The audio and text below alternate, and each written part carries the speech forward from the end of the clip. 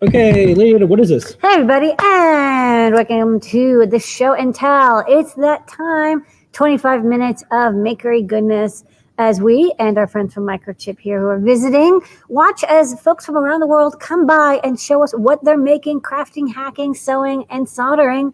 We'd love to see all of it. We have some Adafruit peeps who want to show you what they're working on, and maybe some people from the community who are also going to pop on by. But we're going to get out of here at 7:55, and whoever can finish, and whoever can come in before then, we're going to do this thing. So take a few minutes when we call on you, unmute your mic, and show us what you're up to. Let's start off with... And you don't have to show projects with microchip components inside of it. No. However, you probably will. So just statistically. Who do you want to start off Let's with? start off with Noe and Pedro. Pedro, hey. What are you doing this week? Howdy, folks. How's everybody doing? Yeah, so let's take a look over the camera here. Yeah, so we got two things today. It's a bit of an update to sort of an old classic project. Originally, we made a watch in MicroPython, but there's been a lot of great development with Circuit Python, so we figured we'd update the projects. So shout out to Kattni for actually spearheading the code on this. So it is using Circuit Python libraries to display the time on a Feather M4 Express and the OLED Feather Wing. So we got two different ones for you. This is the watch project, sort of the original project. It's 3D printed in a flexible material. So if you're ever wanting to make like a wearable or some sort of flexible type enclosure, this is a sort of a good example of that, of using flexible material. More of something, maybe you want something on your desk. You don't want to wear it on your wrist or something. We made a little stand that houses the tripler feather wing, so you can add any 3 feather wings to your little setup here. So I got the OLED in the middle there, and the M4 up here, and our little RTC module, which does all. People love those little, like the Pi Zero and the feather cup holders. It's like a perfect. It really is simplicity. But it is very simple and nice and easy to print as well. But this one is as well a good. All right. Well, now we know what time it is. It's time to 3D print your own watch. There you go. Some crisp text. That is nice. All right. Maybe we'll update this some more with some more watch goodness soon. And we'll be showing this video on Ask an Engineer tonight. We'll be showing a sped up video. And for the folks who have made feather wings or thinking about it, we have a contest with Hackaday. Check out hackaday.io, check out contests, and this will give you a good idea. You could probably use this as your idea and get pretty far. Yeah, you can get started. Yeah. Excellent. Thanks, folks. And share. All right, thanks, Noe and Pedro. Good stuff. All right, next up, let's check in with Paint Your Dragon, Phil B. Hello there. I got to figure out how you guys are doing this multiple camera stuff. I know, right? You use a QuickTime player, and you just use that as a camera, and then you put it off to the side, and you share screen with it. And then you share screen. Yeah. Okay, well, I can't figure that out right now. So it's not as tricky as it looks. Let me just switch to the document camera and show things that way. There we go. Okay, I got our good old eyeball code running. This TFT gizmo has a whole lot of pixels on it, and this is running on the original Circuit Playground Express, which we don't have more RAM or flash on this, so we're running the old iCode, and I'm working on pixel doubling so that we can still use the old eye designs on the new display. It's not quite centered yet. It's going to clip 4 pixels on the edges because the resolution is different, but it's a start. It's nearly there. Looks great. Yeah, it's God, this display is wonderful. It's just super sharp, the contrast. That's good. I love those IPS displays, and they're so cheap. Yeah, so I should have that done pretty soon. I mean, you can see it's nearly there. It's just we got to get it off. All right. Also, something in the pipeline. Our old NeoPixel goggles were a very popular project a few years back, and well, we have Circuit Python now on the Trinket, and so we're revisiting that, and it's going to be so much easier to customize animations and colors and stuff now. So yeah, and working with encoder and stuff, it's so much easier to do this stuff now with Circuit Python. You don't need an IDE, and your goggles will show up as a USB drive. Yeah, exactly. You just you plug it in, you tweak whatever you want, and you've got colorful goggles going. So that's another coming soon. All right. Let's go. fun. Lots of technology So on the way. even though, so Microchip didn't ask me to do this, and we're not getting paid for this, trust me. But so far, this has been a good run for Microchip chips. Yeah. Which is always weird to say because it's Microchip and it's a chip. Right. Sounds a little redundant. Yeah. So far, Microchip powering some of these projects. Okay, cool. Lots of eyes. Okay, thank you, Phil Bye. B. Bye. Okay, next up, Erin. What are you up to? Hello. So I've been getting crafty with my vinyl cutter this week and made some really cool little luminary lanterns sort of for holiday. I got snowflakes on them and stuff. And what I've done is I've got a Circuit Playground bluefruit inside and also hooked up some little capacitive touch buttons. So right now I've got some buttons. I just have it. Let's see if I can get it in such a way so we can see a little more. Yeah. So just an on like reading lamp mode, and then I did like a flicker, cool flamey effect, and a rainbow in a couple different modes. And then you can also control them with the Bluefruit app, which is pretty cool. I can just send colors or whatever and change the colors with the app at the same time, and that'll change it to all 3 of the luminaries, which is just, I don't know, it's been pretty fun just designing all the different snowflakes and things like that for the vinyl cutter. Oh, you're actually connecting to all 3 because the app can connect to multiple clients, and you just connect to all 3 of them. Right now, they're just wired together. So I've got I see. Yeah, pixel rings on the subsequent ones. So I don't know, they're really really bright, so you can't really see. But yeah, they're just strung together in a little chain so that you can light up your whole entire walkway or whatever with a whole bunch of different lanterns, and then just control them all with either the phone or also just by touching the little. I like the beautiful filigree work there. It really makes the project pop. Yeah, it's real fun, and it's super easy to do in which is the vinyl cutter software. Like vinyl cutters are there, you can get them at the craft store or whatever. They're really taking off, and there's so much cool stuff that you can make, especially with light effects inside. So All right. Helen says, real cute. Well done. Heart. That's right. All right. Sweet. Thank you, Erin. People cannot wait. That guide will come soon. Okay. All right. Next up, let's go to JP and JP's screen. Hey, JP, what are you up to? Well, I'll tell you what. I have been goofing around with some sort of blast from the past phone freaking sort of stuff. If people are not familiar with touch-tone phones, and some of you should not be, but that little matrix of buttons there, the way it worked was it sent out what's called a dual tone multi-frequency signal. So each button had a matrix of 2 frequencies, column and row, that would be sent at the same time over the phone line, and it's within the audible sort of voice spectrum, and it's what controlled the switching gear at the teleco so that you could make calls and also do some fun things with it.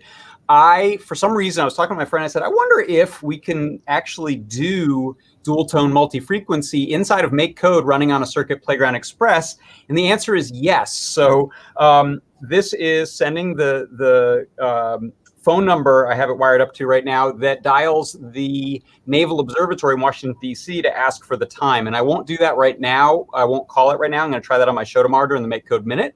But I will play it for you to see if you can This is the cliffhanger. Will it work? You have to tune in tomorrow. You can at least hear the beautiful tones.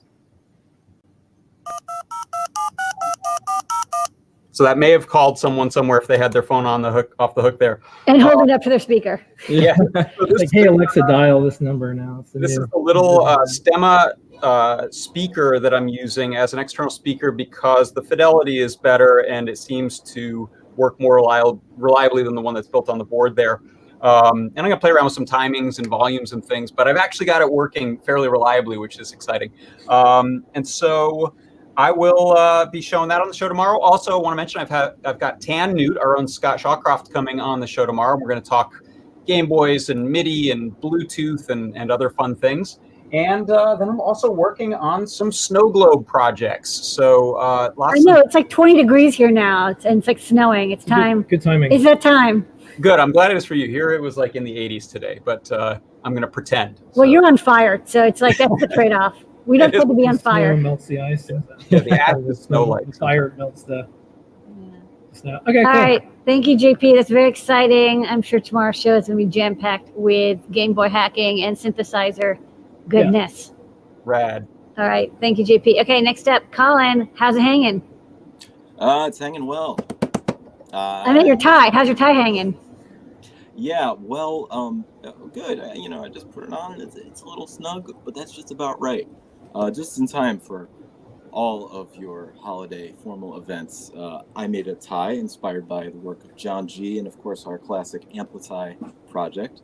This is a strip of neopixels and a circuit playground bluefruit attached, and then, of course, a little pocket for our LiPo.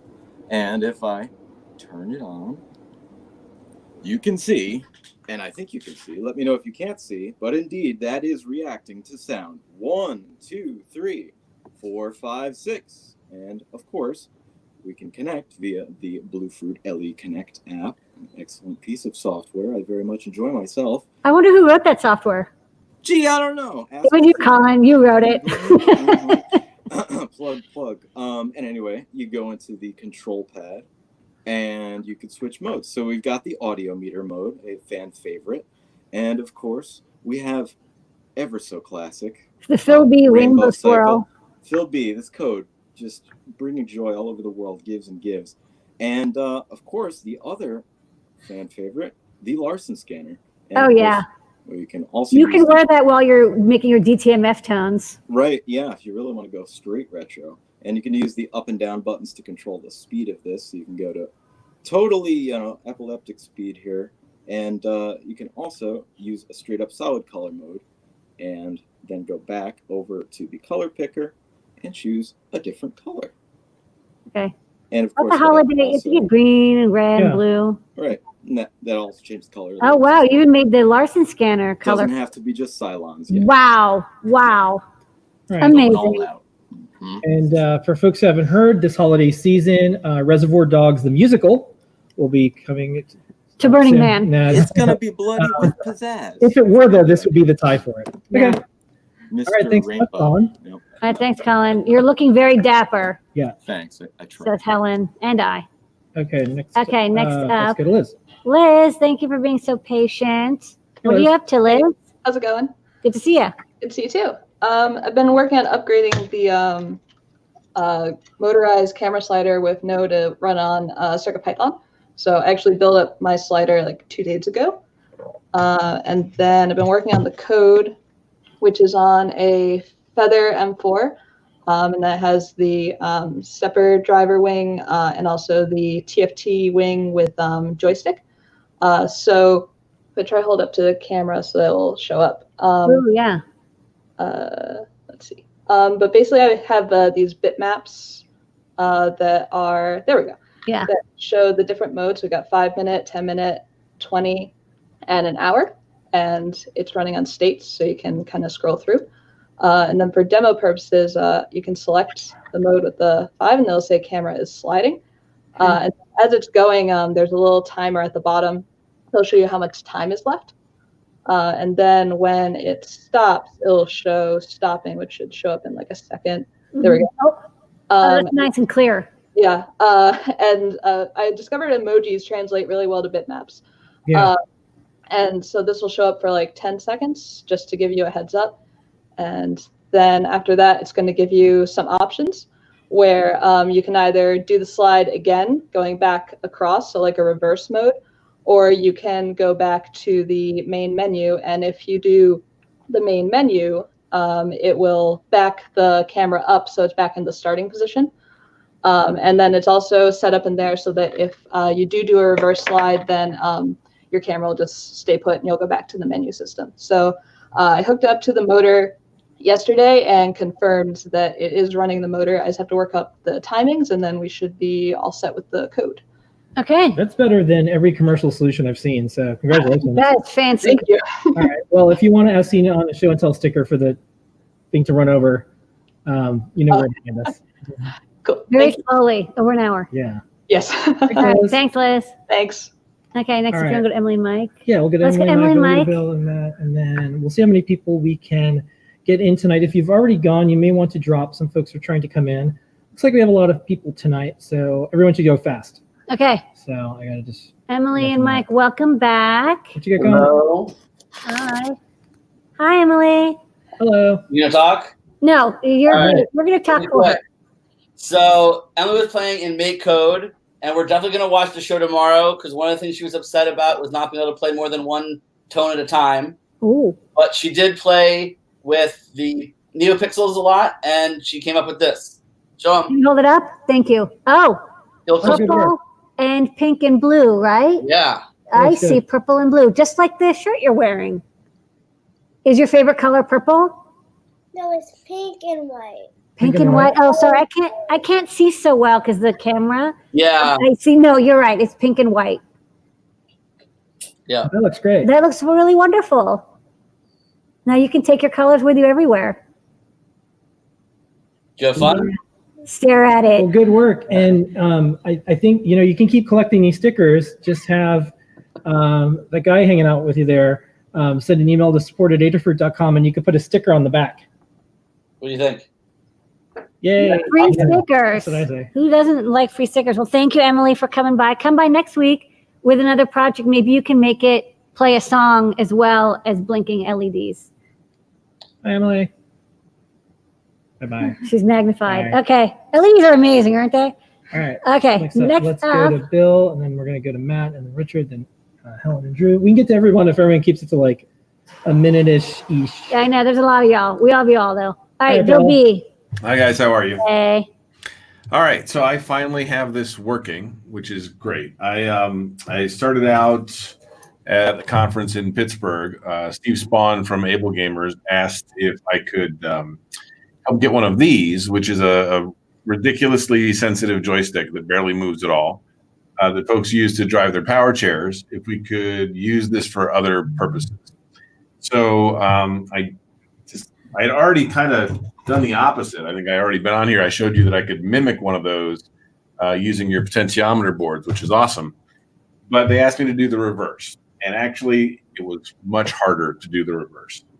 So I'm going to change my camera for a second. I'll show you. You guys can hear me and everything, right? Yeah. All right. Okay. We see your desk. Yeah, my mess. You see my mess. That's okay. That's all good, right? Okay. All right. So I started with a board that looked like this, and it totally worked, sort of. One of your itsy bitsies going into a Mac 732, which is a 12-volt step-up converter, regulator, which needed all these ridiculous capacitors and an inductor and a whole bunch of garbage. And it worked, but it was not clean, and this is not something that I can ask my teams to do, right? It's too much wiring. Even if I had a printed board made for it, it was going to be a mess. So I went, and it turns out that there is a little device that I can show you. I now have it all cleaned up, and that's great. Indicator, but it looks a lot better now. And I do have my own little board here. Before I take it apart, I'll show you. But I found a board from Pololu that lets. It's amazing. I'll just show you the hardware since I have a minute. Okay, so. Yeah, I was gonna say, as long as you can do it in a minute, you're good. Trust me when I tell you this shows up as a joystick and it works. Okay, on the Xbox Active controller. But the thing that's really kind of fun about this and that you guys would like is let go. Okay. If you look carefully, you see this ridiculously small chip right here? Yeah. So it's about the size of my pinky fingernail. So this is a Pololu chip. It's $3. It converts 4 to 9 volts to 12 volts, and it gives you 200 amps. It's fantastic. So I popped this on a board. I added 6 resistors, and this is like a nice, simple solution. So it takes the 5 volts from the USB, bumps it up to 12, sends it out to this this ridiculously expensive joystick for a power chair, brings it back in, reads it after converting it down to 3 volts, and sends it out as a Xbox input. And what's kind of neat about this is that it kind of couldn't happen without the guys at the Circuit Playground, Circuit Python group. So Dan Halbert and them actually went and made an Xbox compatible gamepad profile, because it's not standard, and made it something where we can make a custom build really easily. And so now we can actually deploy these. I'm working with 2 other charities, ablegamers.org and Warfighter Engaged. One is about the military and one is not. both of them use gaming to help people's lives, and it's going to be a big part of the next year or so is getting gaming, because you'd be surprised how many people out there you're playing with are actually quadriplegics or otherwise unable to use a regular controller.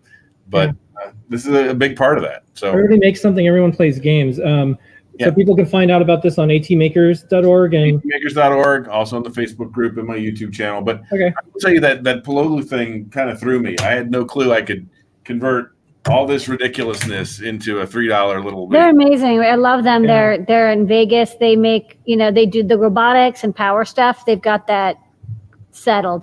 So yeah. All right. Thank you so much, Bill. And if you can, since you're in Discord, put any links up so folks can not only look at the work that you're doing, but this project. Sure. All right. You want to go to Helen and Drew next? Because this is their first time on the stream. Hey, folks. Hello. Here, sorry. Hey, what's going on? Hi, good. We're hanging out here in Portland, here to visit Osh Park. And we got some, this was one of my latest prototypes. It's just one tentacle, but it's going to be part of a soft circuit sculpture musical instrument that I'm making with embroidered, this is a machine embroidered electronic. We saw your tweet that everyone retweeted. That was neat. Yeah, cool, huh? Yeah, cool. so watch that. There's going to be some cool stuff. I've been experimenting with some different threads as well. This is copper hand embroidery thread, and this is silver machine embroidery thread. And both of them have their own charms and things that go wrong with them. So that's been fun. I've also been working on this. I don't know what it's fully going to be yet. It's my second PCB that I ever designed. It's flex, so it does this. That's cool. Which is super cool. It's fun. See, I've added in like string relief here as well for the wires because it's wireable. It actually goes around my throat. Do you get free PCBs? Because I hope so. Sorry? Do you get free PCBs? Oh yeah, come on. Good. Correct. Yeah, definitely. So this is flex. I don't like the color of flex, so I put some black electrical tape on the back to make it look a lot cooler. So these are electrodes for a capacitive touch. So basically it's throat worn, and I just wanted to see how far I could push capacitive touch, because normally wearable capacitive touch is extremely hard to pull off, but and I can't do it with the NPR121, but I've been using this new cap touch sensor, which has got 30 pins, I'm telling a lie, 30 pins, and it's sensitive enough to detect a difference between my neck on this side and my finger on this side. Okay, good. But it's kind of cool. That's the hard part. If it's on your body, you become the part of the capacitor. Exactly. So you need something that is granular enough to be able to kind of tell the difference between them. Okay. What other stuff you got before we have to move to so that connects to the Bella, which is powered by the Pocketbeagle. So Helen has sound synthesis that's running into data. What do you do with the Pocketbeagle? And then I'll put into the chat the Pocketbeagle, which is on the other side of the Bella cape. We now have working with MakeCode Arcade. So we were visited the MakeCode team last week in that's big news. In Washington. So we now have the Pocketbeagle work with MakeCode Arcade. Wire up a little LCD to it. That is good news. If you also remember to email me, we'll put that in the upcoming MakeCode newsletter, and we'll get a blog post about that. Because a lot of people have Pocketbeagles, and they also like MakeCode Arcade. So yes. All right. And then the final thing is my new favorite thing is black circuit boards. So we now have black fiberglass, which we call After Dark. Yeah. Which is a lot of fun. So the cool thing about it is you can see your traces. So it's black substrate, it's black fiberglass, and then a clear solder mask, so you can see all your beautiful copper traces on your board. So been having fun thinking about aesthetics for that. Okay, cool. Come by and show more stuff. We have to go to the rest of the folks. Park installed Catalina, and you can now get your PCBs in dark mode. Dark mode. Yes. Yeah. Right, come by next week. Yep. All right. Okay. In fact, since James is here too, Osh Park should come by every week and just show something cool going on. Yeah, show something.